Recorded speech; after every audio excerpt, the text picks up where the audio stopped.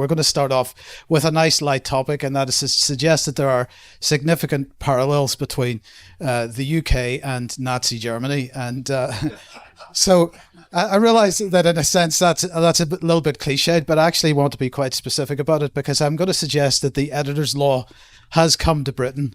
Now, hands up anybody who knows what the editor's law was. Good. Right. So basically this was legislation from the early 1930s that Hitler brought in to try to control the narrative. And this was really the beginning of everything that happened subsequently. So let's just have a brief look at this. Involvement in the shaping of the intellectual contents of the newspapers or political periodicals published in the Reich, whether through writing, news reporting, or illustration, or through appointment as chief editor, is a public function regulated by the state through this law. This is very, very similar to what we're seeing at the moment. The Reichsminister of Public Engagement and Propaganda will determine which periodicals are to be considered political within the meaning of the law. That's a slight typo there. Apologies for that. Are we seeing parallels with that as well, with what's going on today? Editors are especially obligated to keep out of the newspapers anything which is A, misleading to the public by mixing selfish interests with community interests, or B, tends to weaken the strength of the German Reich in foreign relations or domestically, the sense of community of the German people, German defense capability, culture, or the economy, or offends the religious sentiments of others. We're seeing in that statement everything that we're seeing today. We're not allowed to weaken the Starmer regime or the Tory regime before that. We're not allowed to criticize foreign policy. We're not allowed to in any way undermine the sense of community of the British people. German defense capability, we can't criticize that. We can't criticize what's going on culturally in the country at the moment, because otherwise we end up in prison, or the economy. And we certainly, in this case, they said, or offends the religious sentiments of others. We might consider that, whether that's LGBT or any other kind of similar sentiment that we might want to criticize today. We can't do that. I'm just seeing massive parallels there. Editors are especially obligated to keep out of the newspapers anything which offends the honour and dignity of Germany. We could just replace Germany with Britain here. Illegally offends the honour or the well-being of another, hurts his reputation, ridicules or disparages him. Hate crime is immoral for other reasons. Well, the definition of immorality is something which is changing every day. Professional courts will be established for the protection of the editorial profession. Now, one of the features of the Online Safety Act, it hasn't yet been implemented because Ofcom's implementing it one step at a time, and it's a huge piece of legislation. But one of the aspects of that hasn't been implemented yet is the protection of so-called journalistic content. So the Online Safety Act is there to limit the freedom of speech of us, of ordinary people, or of so-called independent media, but the legacy media is to be protected. And that's written into the legislation, that anything that they publish is not allowed to be taken down by the social media platforms, for example. The Reichsminister for Public Engagement and Propaganda may decree the removal of an editor from the professional list, independent of the proceedings of the professional court, if he deems it necessary for pressing reasons of public welfare. This is exactly what we're seeing, where basically the Cabinet Office, through their various counter-disinformation teams, are without question contacting social media platforms and saying, get that organization off. Right. When we were at the Sounds Beautiful Festival, I showed a comment or a communication from YouTube telling us that not only was our main YouTube channel taken off YouTube, but that any platform which gave us any kind of major coverage would also be taken off YouTube. Right. That's the degree that it's going. Then if we look at the January 1933 emergency regulations, restrictions on the right of assembly. Charles is going to be talking about this in a second. We have seen legislation in the last couple of years which has put massive restrictions on the right of assembly. And we're now seeing organisations, whether you agree with them or not, being prescribed, and anybody that resembles in support of that newly prescribed organisation is arrested and carted off. restriction on freedom of the press depends on your definition of the press. But I would argue that there's a massive restriction on the freedom of the press since the Leveson inquiry, but particularly since COVID, because as the commercial situation of the press has changed over the last lot of months, years, there's more reliance on government money and government subsidy through advertising for them to keep going. And that makes them less free because they feel obliged to talk about the things that government wants to talk about. Confiscation of printed works of disinformation. This is similar to deplatforming and various other forms of censorship online. And suspension of free speech. So this next one, I've shown this before a long time ago, but we've sort of brought it up to date. We just want to compare the actual legislation that's been put in place.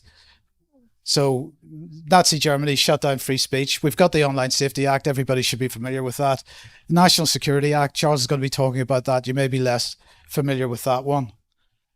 Criminalizing protest. Nazis did that. We've got the Police Crime Courts and Sentencing Act. We've got the Public Order Act, and we've now got the Terrorism Act being used to limit protest and criminalize protest. Surveillance. We've got the Investigatory Powers Amendment Act. We've got the Data Use and Access Act. The Data Use and Access Act is absolutely all-encompassing. It takes the Data Protection Act that we had before, it tears it up. It basically says that there is no restriction on the sharing of your content, your data, that's collected by any platform that or by the NHS and so on, and it can be exported. The Data Protection Act absolutely said you can't export that data outside the country. That can now be exported to the United States or anywhere else, because of course that act enables all the AI that we're seeing. It enables the digital ID infrastructure. It enables everything. On accountability to law, Judicial Review Act, Covert Human Intelligence Criminal Conduct Act. Does everybody know what the Covert Human Intelligence brackets Criminal Conduct Act does? Well, this when did it come into force? 2016? I think so, something like that. This makes it permissible for agents of the state to break the law in the pursuit of their activities. And what staggered me about this was the range of agencies which are allowed to make use of this facility. So you might expect that the police or who else, or MI5, MI6, these types of organizations, the military, perhaps, there may be some, I would argue there is no justification for it, that no one should be above the law, but you could see how some people would try to make an argument for it. But when it comes on to things like, HMRC or the Gambling Commission, this is starting to take things a little bit far. And the point about it was there were no restrictions on the laws that they are allowed to break. There was nothing that says that they cannot commit murder, nothing in the legislation that limits this in any way. And so it was quite an incredible piece of legislation. Pretty much went under the radar. Not very many people reported on it. We did. Control of education. The Children's Wellbeing in Schools Bill, that's not an act of Parliament yet. And we've included the Holocaust Memorial Bill, which Charles will explain why in a minute. But that's summing up what's either already happened in the last 10 years or is in the process of happening at the moment. And the thing about it is that if we are allowed to blow our own trumpets a little bit here, in the news program, spoilers, I'll be talking a little bit about a comment that the Electronic Freedom Foundation have made about the Online Safety Act. And the thing about it is, it's never too late. Things can be repealed, but in a sense, it's too late to start bringing this stuff up now. We were talking about this stuff in 2017. We were telling people, Patrick Henningsen and I were telling people in 2017 about the Online Harms White Paper, the white paper which led to the Online Safety Act and what they were talking about. And the fact that throughout all this legislation, we're increasingly seeing not only them being enabling acts. I mean, everybody hears about Hitler and the Enabling Act, but every one of these is an enabling act, because they all say that at some point in the future, through secondary legislation, the minister or the secretary of state can just change this to do whatever the heck he likes, right? So the point here is 2017, we were warning about this then, and really what should have happened is that all these groups like the EFF and all the other campaign groups that are out there that are sort of campaigning on these types of issues really should have grabbed the nettle at that point before it actually became law and became legislation, and it should have been absolutely made clear to government before it even went to the House of Commons that Online Safety Act was something that was unacceptable, or any of these other bits of legislation for that matter. So look, I'll hand over to Charles then, and we'll go into a little bit more detail on what each of these does. Just swap sides. Just whilst this slide is up, I will just talk a little bit about the control of education part of it, because that, of course, is very pertinent considering where we are, which is in the Hope Sussex community, which has made a big splash and massive inroads into redefining education in the right way, because, of course, education in many respects is not now what probably you or I may have experienced if we did go through some sort of formal system. It has changed radically, and the reaction against that, I would say, is entirely appropriate. But particularly on these two bills here, the first one with the Children's Wellbeing in Schools Bill is that it is seeking to subvert the terminology that's used, in that it is creating the conditions whereby children who are educated outside of a school setting are made to sound like there's something wrong with them. So that's how this is being reframed. It's as though it is appropriate for children with special educational needs that can't be met in a school system to be brought out of it. And the reason for that is because when you create this idea that the child effectively has special needs, then in comes the state to be able to surveil and monitor what is happening in the home. That is effectively the way in which that piece of legislation is playing out and needs to be kept a very close eye on. And the reason I put the Holocaust Memorial Bill in there is you may well have heard me talking about it on UK Column News, which I have done a number of times now. If not, just in summary, the plan is for the gardens to the south of the Palace of Westminster, which is the Victoria Tower Garden, which already has a number of significant monuments to various movements over the years, the notable ones being universal suffrage and the abolition of slavery. The idea proposed by the Holocaust Memorial Bill is that an enormous memorial would take over the entirety of that garden, and that everything else would in effect be either destroyed or marginalised. But the critical part is that in 1900, an act specifically stipulated that the purpose of that garden was never to change. And yet the bill is absolutely uncompromising in saying that it will ride roughshod over that, and they couldn't care two hoots about the planning. Westminster Council has refused the planning on a number of occasions, but the government is still talking as though there's absolutely not going to be any impediment to this. Now, if it weren't concerning the Holocaust, and there weren't the focus on Israel and Palestine as there currently is, then perhaps this wouldn't seem like such a talking point. But the thing is, there is. So it is enormously relevant. The other point to bring out, which you may or may not be aware of, is that the only point written down in law concerning the curriculum is that the Holocaust must be taught in schools. That is the only thing in the entire curriculum that must, by law, be taught in schools. Okay, so there is no doubt that there is absolutely a cause for concern. And as Mike quite rightly points out, whenever a prospective piece of legislation is drafted, you have to look at it with a critical eye and think, why is that written like that? What is it about those particular terms that enable such and such a thing to happen? And an example here, which is being pushed through at the moment now in the police, what will be the Policing and Crime Bill. This is the reason I've chosen this particular image is because it concerns, in this instance, something called a respect order. But you may or may not be familiar with the increasing prevalence of what are described as orders. So whether they be, for example, a public spaces protection order. Now, you might know this as the abortion buffer zone. So this enables local authorities to create a zone in which something may be either mandated to happen inside it or to be precluded, to be pushed out from it. And this is under the idea that an order can be created in order to either make something happen or prevent it from happening. Now, the particular point of law that makes it so troublesome, and respect orders are absolutely case in point, here saying they're concerning nuisance, which obviously in itself is not yet criminalised, but is soon to be. it allows provision for either local authorities or the police to set conditions whereby somebody may end up becoming a criminal without actually committing a criminal act, which is a very dangerous thing to do. And I'll just explain how that works. With a respect order, in order to avoid what they're describing as nuisance behaviour, somebody who may have been reported for such and such a behaviour that does not meet the threshold of a criminal sanction, so therefore there's no crime report, there's no criminal activity, but they have a respect order imposed upon them in order that they don't create nuisance, whatever that's supposed to mean. If they then breach that nuisance, or that respect order, there is then a criminal sanction. But you see, the breach of the order might simply be to go to an area or not go to an area. So that in itself is not a criminal act.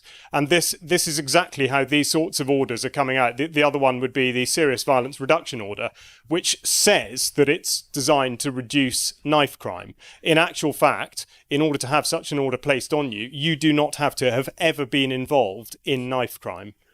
There's not time to explain exactly the details about this, but this is a very, very disturbing progression.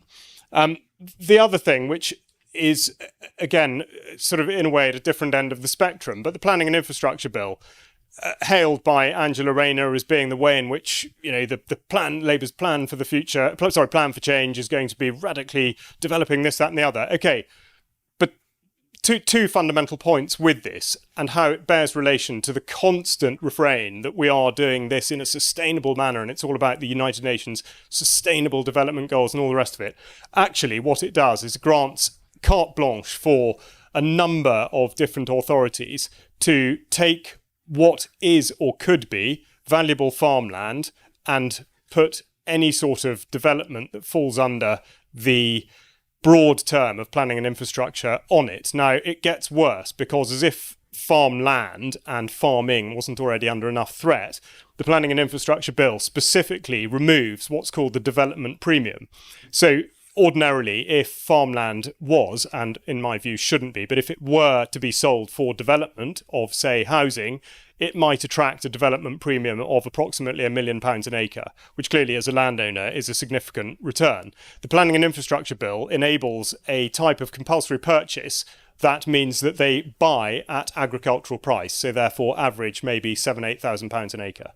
Okay, so if you think of how that dramatically affects landowners who are told, right, mate, we want to stick a wind farm there, we want to stick a hospital there, whatever it is, and they are only going to recoup £7,000 an acre as opposed to £1 million an acre, just gives you an idea of the devious way in which this is done. The other point to make with this in terms of sustainability is that whilst there are many references to the creation of, say, solar energy and this, that and the other, there is not a single reference to collecting water. Now, we're told we're in a period of drought this year. We're told we haven't had a new reservoir for 30 years. But what we are not told by this bill is how to catch water ourselves.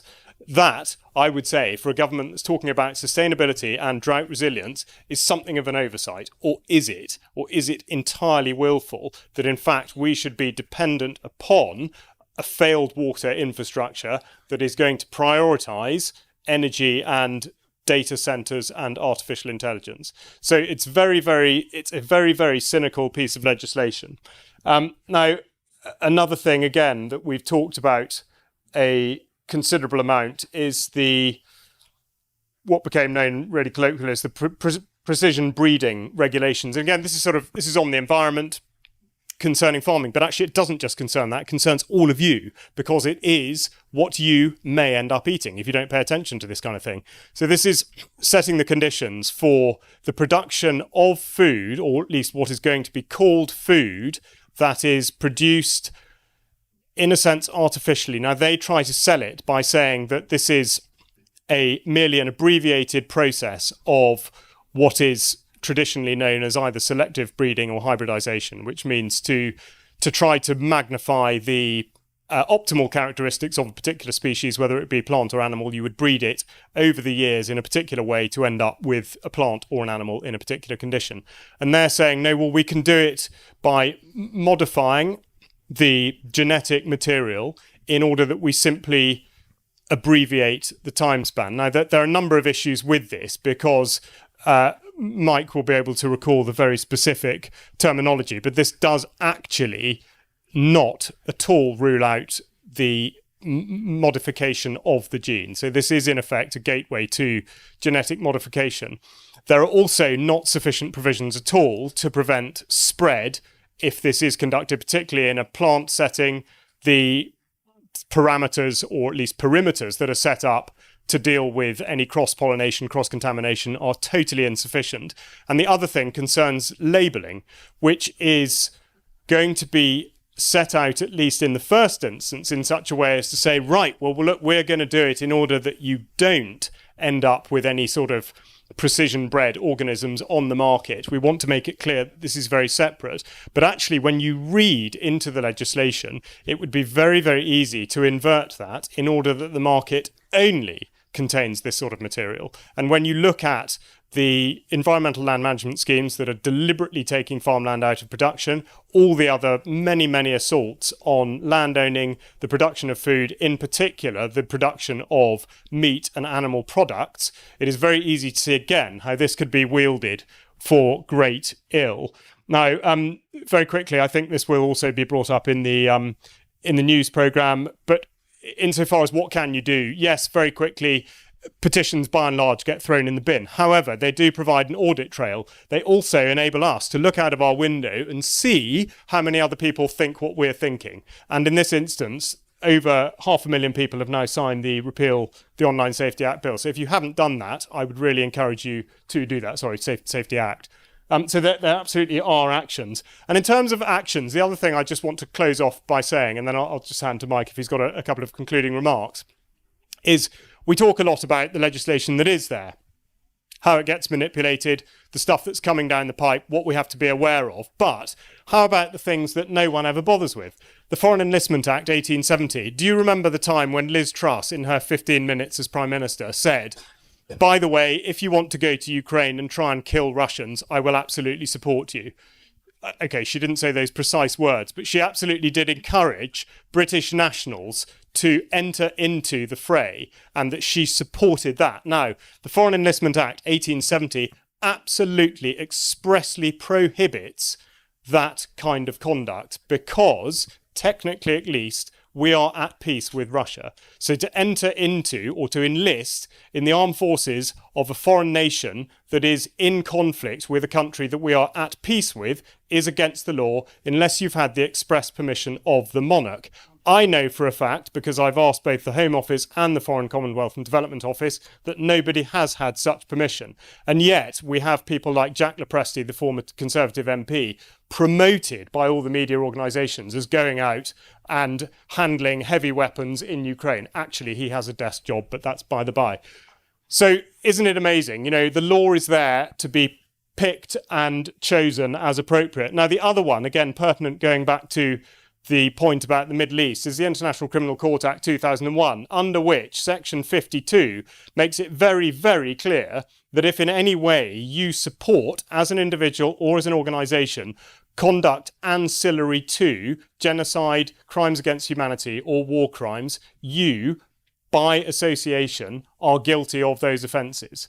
So every single member of at least the current government and the last two governments should fall foul of this piece of legislation. It is conveniently forgotten. I should just say, actually, sorry, going back to the Foreign Enlistment Act, people have tried to say, well, that's from 1870. Yes, you know, no one was around then. Doesn't really matter anymore, does it? Which is an interesting one because, of course, the Offences Against the Person Act was written in 1861. And I'm pretty sure that if someone came and punched me in the face, that would still carry some sort of effect. So again, the cherry picking is perfectly phenomenal. So that's a quick canter through. I appreciate quite technical, but it is one of the things to be mindful of. And I think when we consider the big question, which is, well, what can we do about it? the central point is to maintain the pressure, and there are fruits of those labours. Okay, admittedly, I'm not suggesting that these things get rolled over immediately, but just as one example, Section 44 of the Terrorism Act 2000 was repealed, and this was to do with searching without suspicion in the days, the sort of early 2000s, when basically anyone with a slightly darker shade of skin could just be searched absolutely willy-nilly. That was repealed. Okay, so this stuff not only can be repealed, but also if there is a groundswell of opinion against it, we can see that other people are out there, other people are thinking what we're thinking. So don't for one moment think that this is too overwhelming, too much, too big to deal with. Absolutely it's not, but we do need to talk to each other and inform and report back as to how we've got on and see the pressure. As an example, look at what Yvette Cooper has had to do in the last couple of weeks. She's written in The Observer, she's written an effective justification of why she absolutely had to prescribe Palestine action. Now, does that suggest that somebody has made a confident decision as the Home Secretary and knows she got it right? I don't think so. Mike, any concluding remarks? Okay, well, look, we've probably got 5-7 minutes or so for questions. If anybody has anything that they would like to ask about that, or if that was all a bit much, then 5 or 10 minutes to sit there in complete silence and just absorb it. But sort of up to you. If anybody would like to ask, we'd be delighted to hear. Oh, sorry.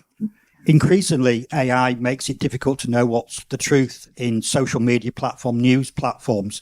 And whilst I regard highly UK column, can you just explain where you get your information and how it's validated? Absolutely. I mean, in very simple terms, from the source. So if there were, and actually that's a really, really good point. First of all, not just about AI, but about the sort of Chinese whispers, the use of social media and the way in which stuff gets incredibly badly misreported. And I'm not going down the Mariana Spring route with this, but this is a really, really important point, because it's very easy for something to be, simply referring to something as an act when it's still a bill, or, just changing the wording or missing a wording. It's very, very easily done. And I'm not suggesting that there's a deliberate intent there, but in as far as we're concerned, we would always go back to the source. So if it concerns legislation, and it's in draft form, you would go to the Parliament website and you look at the latest iteration of that and any amendment that's there. So if it can't be substantiated by the source document, in that we can't find it, we would request it, and if it pertains to government or indeed sort of associated agency, then to go to them to ask them as a valid media inquiry, which again raises a really good point, because you would think that a response to an organisation in a media capacity should be there should be no bias. But of course, sometimes there is. Sometimes one doesn't necessarily get the response that you should or would if you were working for the Times or the Telegraph or whatever. And indeed, their threshold for dealing with follow-up questions, certainly in my experience, is that you will get switched off a lot sooner than you would if you were apparently in support of whatever it is they're doing rather than questioning it. But the short answer is the source. And this is where AI and social media and Chinese whispers can be a proper disaster. I would just add to that and say, if you're watching UK Column News on the UK Column website, as opposed to the other platforms, we always publish the show notes underneath, which include all those primary sources that we've talked about during the programme. But increasingly, if you look at our written content, as we have always done, by the way, NewsGuard and some of the other so-called fact checkers claim that we don't do this, but of course we always cite the information that we're talking about in hyperlinks in the article. Now, on the mainstream press now, you will see that they no longer do this. They self-reference. So you will see, they say something about Plymouth and they'll hyperlink the word Plymouth, and that takes you to a page that lists all their content about Plymouth, rather than taking to the information about some information that you might find useful about Plymouth, or that references the thing that they're talking about. So they are removing source material. They'll talk about reports where such and such an organization has published a report about such and such a subject, but by the way, you can't read it for yourself because we're not going to give you the link to it, and it'll be impossible to find, right? Trust us. And that's what the BBC and the mainstream media are all about now, is trust. And we're saying, no, don't trust us. Trust yourselves. We're giving our interpretation, our analysis. We're not saying we're right, but here's the primary source material. You decide. And if you think you're wrong, you come back and tell us why we're wrong. And that helps us and that helps you. So that's the way it should be, in my opinion. Thank you. The only other thing I would add, just to understand fully the very, very cynical environment, which is sort of just outside of us, is that Twitter, X as it's now apparently called, has absolutely a bias towards content that does not include links. So if something is put out there, say a screenshot which purports to be about, something that's happened or something where you would absolutely want to check the source, it is algorithmically much more likely to go far further if there's not a link substantiating the particular point than if there was. So it looks very obviously like this is deliberately to muddy the waters.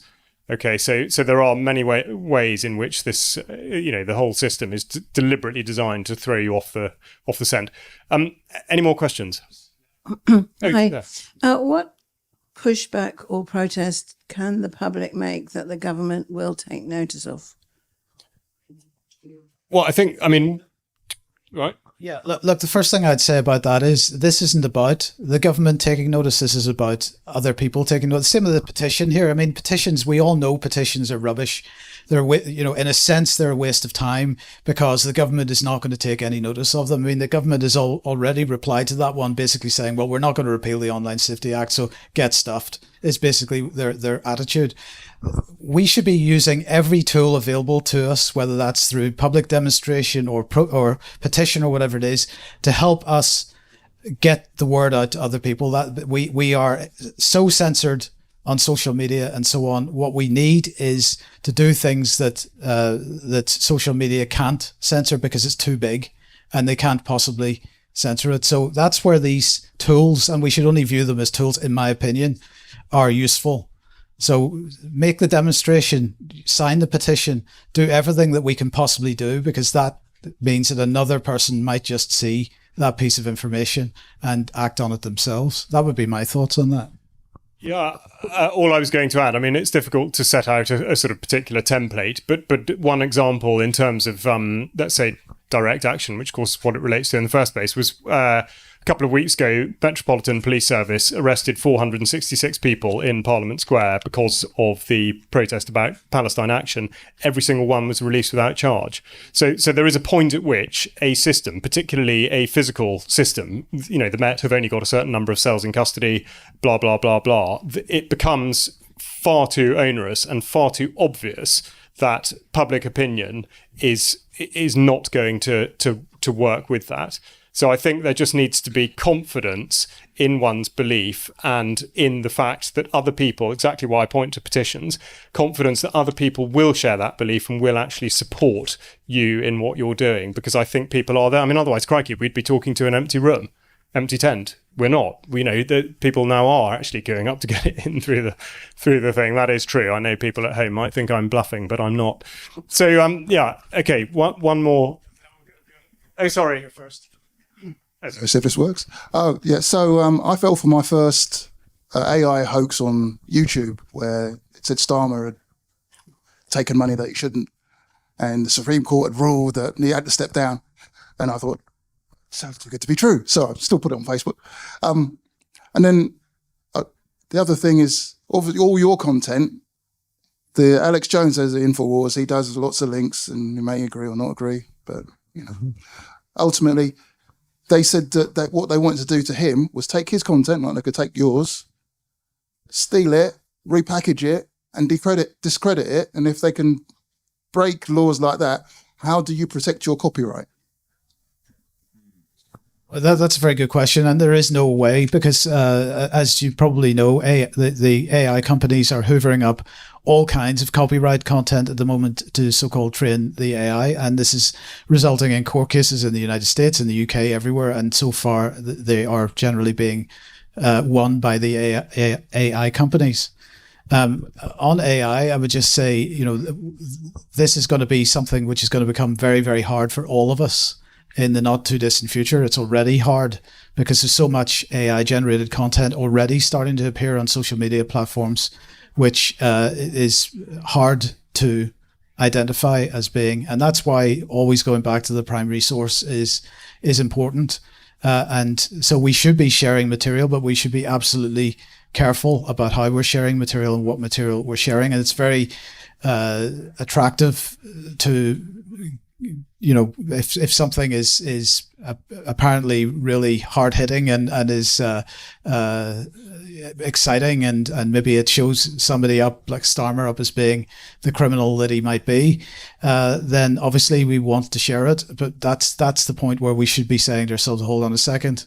And it is a common criticism of the column that it takes us ages to cover a particular topic, and there's a reason for that, and the reason for that is because we're careful and we want to absolutely, to the best of our ability, make sure that we're right in what we say. Now, that takes time, and so we're not necessarily covering the latest thing on the day that it happens. It might be a few days later or whatever, because we need to take the time to just try to establish exactly what the facts are. Yeah, that is all. Righto, folks, that does draw the first session of the day to a close. So I know you've had your hand up, but we